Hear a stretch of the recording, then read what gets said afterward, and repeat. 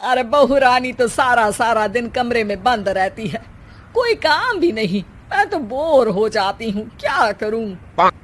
तभी मीना की सहेली रीना उससे मिलने आती है।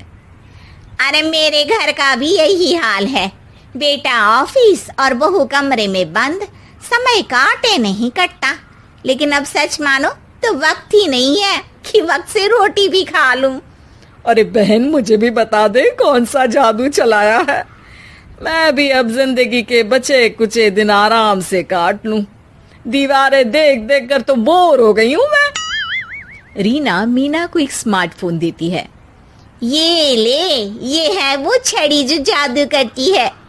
इसमें मैंने तेरा फेसबुक अकाउंट भी बनाया है, एंजल प्रिया के नाम से। बस अब यहाँ दोस्त बना और सबसे बातें कर। सास को पहले तो उतना समझ नहीं आता है, लेकिन धीरे धीरे वो उसकी आदत डाल लेती है। माँ जी जल्दी से खाना खा लीजिए, मुझे थोड़ा काम है। अरे तू जा, मैं खा लूंगी, अभी वक्त नहीं है। और सासू माँ मोबाइल में मुंह गड़ाए जवाब दे देती है। बहू समझ ही नहीं पाती और वहां से कमरे में चली जाती है। अचानक सास को किसी प्यारी पिंकी की फ्रेंड रिक्वेस्ट आती है। अरे वाह, ये तो कोई प्यारी सी लड़की लगती है, बात करती हूँ। सास फ्रेंड रिक्वेस्ट अपनाकर बात करने लगती है। अब क्या था, सास सारा दिन उस सहेली से बात करती, अपनी कहती उसकी सुनती। एक दिन सास फोन पर ही सरगड़ाए, अरे बहू जरा मंदिर के लिए थाली सजा दे, आज कीर्तन है। बहू फोन पर किसी को मैसेज टाइप करते कहती है, माँ जी क्या है, अब मुझे क्या पता कि आपको कौन कौन से भगवान की पूजा करनी होती है। तभी सास के पास कोई मैसेज आता है। अच्छा अच्छा ठीक है, रहने दे, मैं ही कर लूंगी। अब मैंने मना थोड़ी ना किया है, कर देती हूँ मैं। अब मैंने भी बोला ना कि थोड़ी देर में बात करती हूँ, तो मैं ही कर लेती हूँ, तू जा अपने कमरे में। बहू वहां से चली जाती है। सास मंदिर पहुंचती है और मंदिर की सीढ़ियों पर बैठकर सास फोन पर लिखती है, अरे मेरी बहू सारा दिन अपने कमरे में बैठी रहती है। वहां से रिप्लाई आता है, मैं आपकी बहू को तो जानती नहीं हूँ, लेकिन हाँ एक बात है, हो सकता है आपने उसे ताने दिए होंगे या फिर उसका दिल दुखाया होगा। ऐसा करने पर बहुओं का मन ससुराल से हट जाता है। याद रखिए, बहू और बेटी में फर्क होता है। सास घर जाती है और बहू से बड़े ही प्यार से बात करती है, उसके लिए खाना बनाती है, उसे गिफ्ट में साड़ी भी देती है। जिसके बाद अगले दिन, माँ जी चलिए आज मैं भी आपके साथ मंदिर चलती हूँ, आते वक्त भोले भैया के गोलगप्पे खाकर आएंगे। अरे हाँ बहू, ये तो अच्छा है, चलो। सास मन में सोचती है कि उसकी फेक बुक वाली दोस्त कितनी अच्छी है। उसके समझाने से उसे उसकी बहू वापस मिल गई। वो बहू को अपनी दोस्त के बारे में बताने का सोचती है, लेकिन फिर चुप हो जाती है।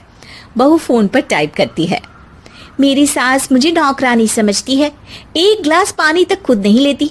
मन तो करता है कि बोल दूं, मैं बहू हूँ, कोई नौकरानी नहीं।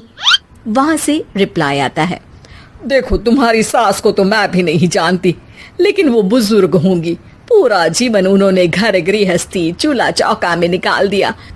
और फिर तुम ये भी मत भूलो कि जिस पति पर तुमको इतना गर्व है, उसे भी शिक्षा उन्होंने ही दी है। तो जिसने तुम्हें इतना दिया, क्या तुम उनकी थोड़ी सी सेवा नहीं कर सकती। बहू भी अगले दिन से सास का सारा काम करती, उनके पैर दबाती, उनका ख्याल रखती, उनके साथ घूमने जाती। एक दिन सास, बहू ये लो मेरा हीरे का हार।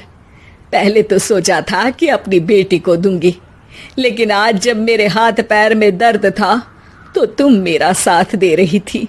समय पर खाना पानी देकर तुमने ही मेरा बुढ़ापे में साथ दिया। उसके हिस्से का बहुत कुछ मैं उसे दे चुकी हूँ, लेकिन ये अब तेरा। बहू तो ये देखकर खुशी से उछली जाती है। वो सास को गले लगाकर कहती है, माँ जी आज सच में बहुत अच्छी है।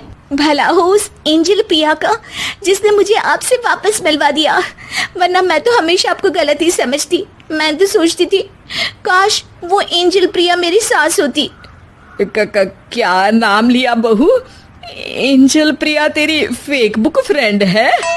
हाँ माँ जी, वो बहुत अच्छी है। उन्होंने ही मुझे बताया कि सास की कीमत क्या होती है। अरे बहू, कहीं तू प्यारी पिंकी तो नहीं? जी माँ जी, मैं ही हूँ प्यारी पिंकी। क्यों? सास बहू को गले लगाकर कहती है। मैं भी यही सोचती थी कि काश प्यारी पिंकी मेरी बहू होती। शुक्रिया बहू। सासू माँ, शुक्रिया तो हम दोनों को फेसबुक और सोशल मीडिया का करना चाहिए, जिसने हम दोनों को एक दूसरे से दिल से मिला दिया। अब तक दोनों को समझ आ गया था कि जो खुशी वो बाहर ढूंढ रहे थे, सच में तो वो उनके घर में ही थी।